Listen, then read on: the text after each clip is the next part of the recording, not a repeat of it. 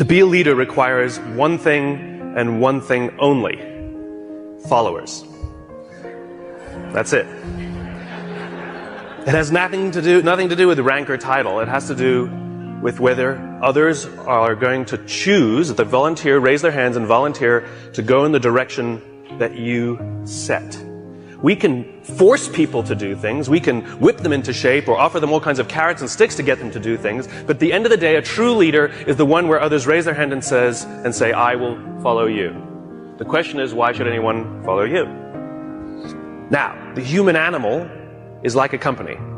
If we want to get certain behaviors out of the organization, out of people, we give them certain incentives or disincentives. We are exactly the same. If you want someone to perform, if you want them to hit a goal, we set the target, we set the goal, and we offer them some sort of bonus if they get there, and we incentivize the behavior. If we threaten someone with a punishment, we disincentivize the behavior. Wait till your father comes home. You know, anyone who's a parent with gold stars or bonuses or all kinds of things, we're used to this. This is normal. The human body works exactly the same way.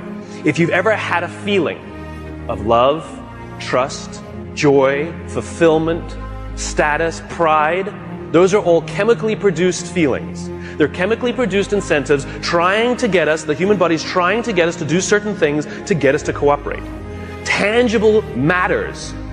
We can only see the things we have words for, right? And this is why the leader must provide a clear vision. Why are we doing this? Why are we in business in the first place? What is the point of growing the company that you're growing? Everybody talks about, what's your growth? What's the point of the growth? In other words, you have a company. Why do you have that company? What is the value your company is offering to others? And what do you want your company to leave behind when you're gone?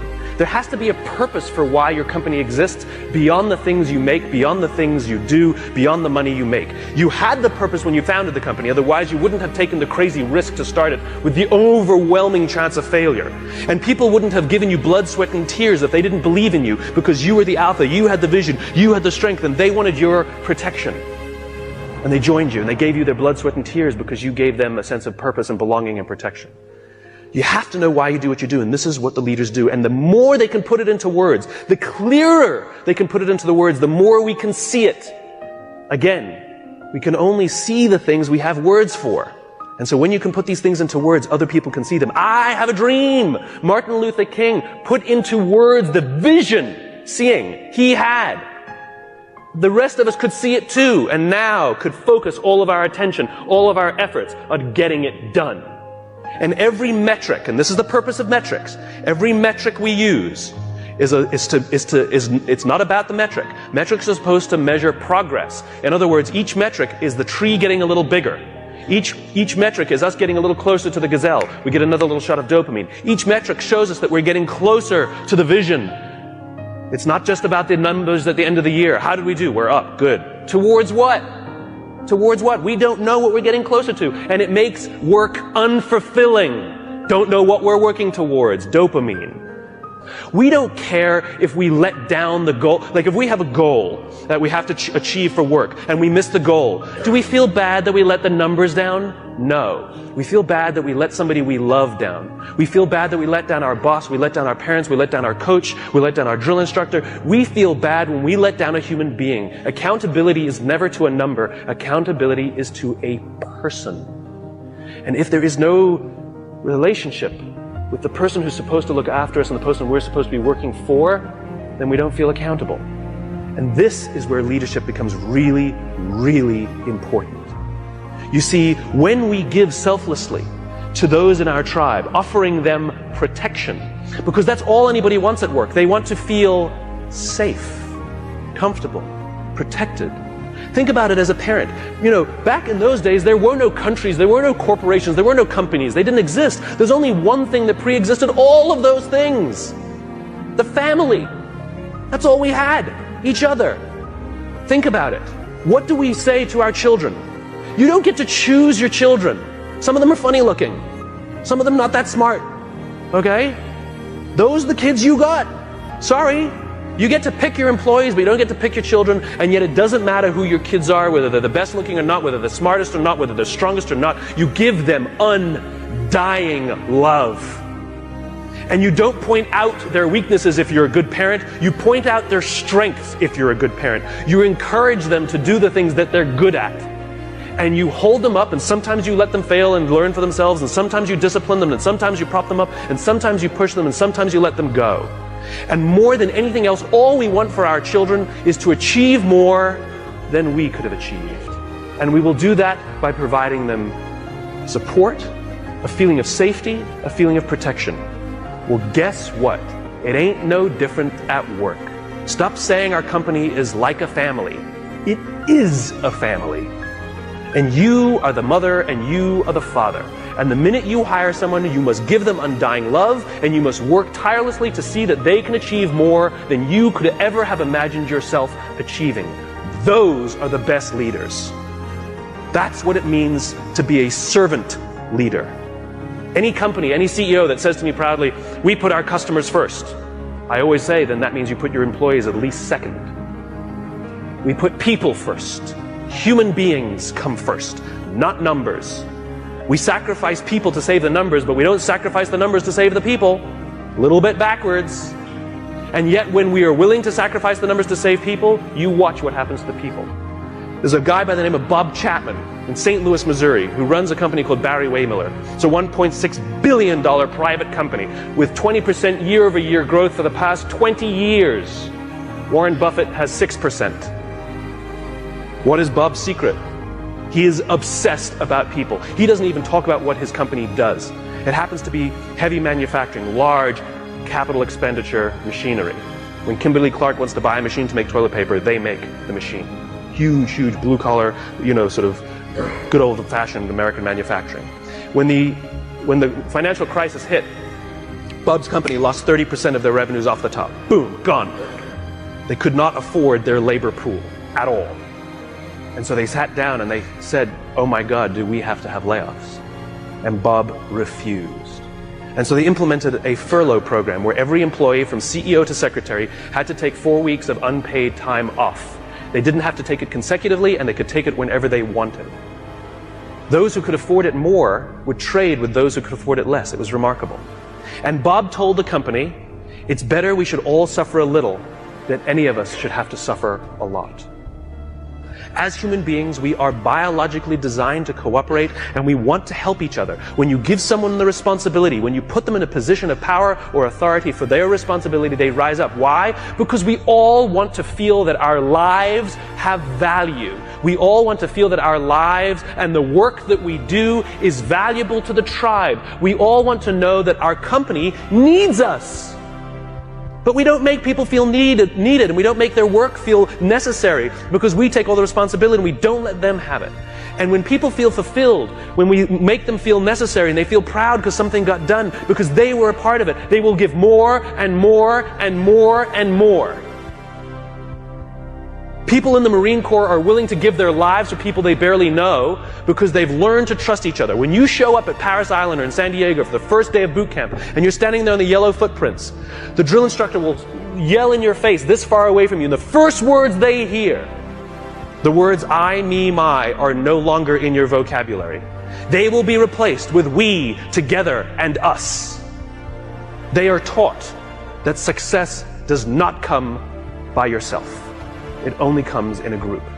There's an old African proverb, to go fast, go alone. To go far, go together. We're all talking about how quickly we're growing our companies, but how long will your company last? 80% of the Dow Index are 35 years or younger. Sure, we build fast-growing companies, but they don't last.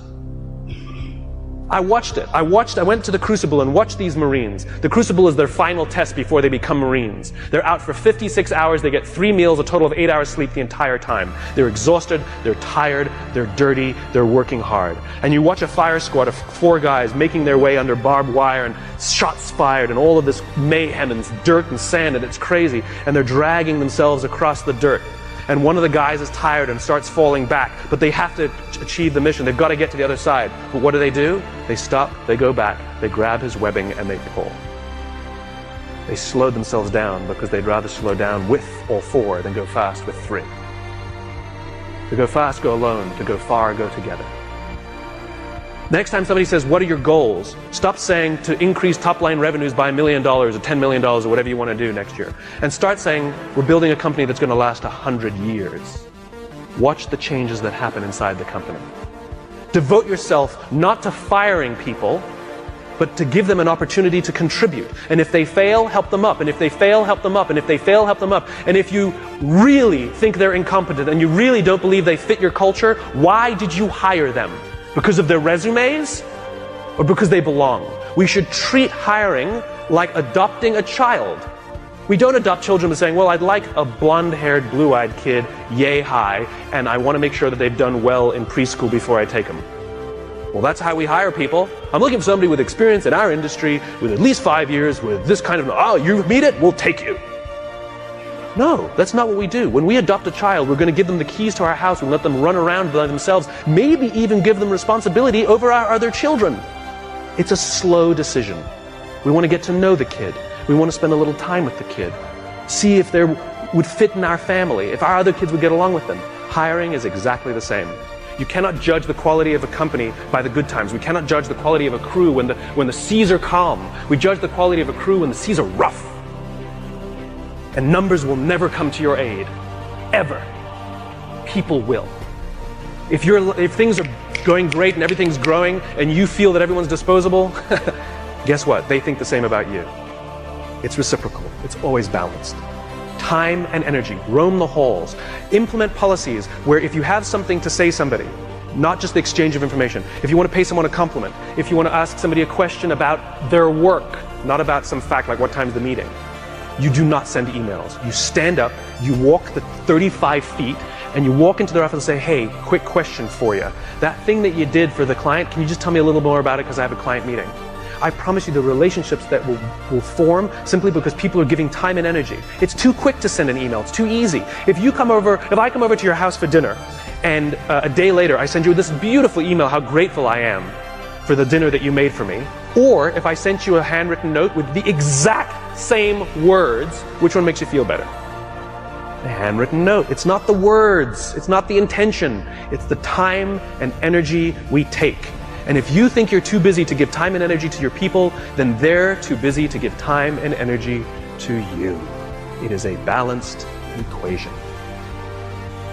I imagine a world in which the vast majority of people wake up every single morning inspired to go to work and come home every single day fulfilled by the work that they do. I believe that loving our jobs is a right, not a privilege. Why should it be just the lucky few who get to love going to work? It is an entitlement that we all have. And by saying love our jobs, it doesn't mean we have to like them every day. We love our children every day, we don't like them every day. Right? We don't have to like every day, it can be hard, but we get to love it every day. And the thing that makes us love our jobs is not the work that we're doing. It's the way we feel when we go there.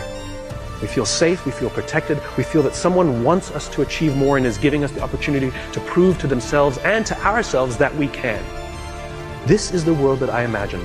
This is why I do these talks.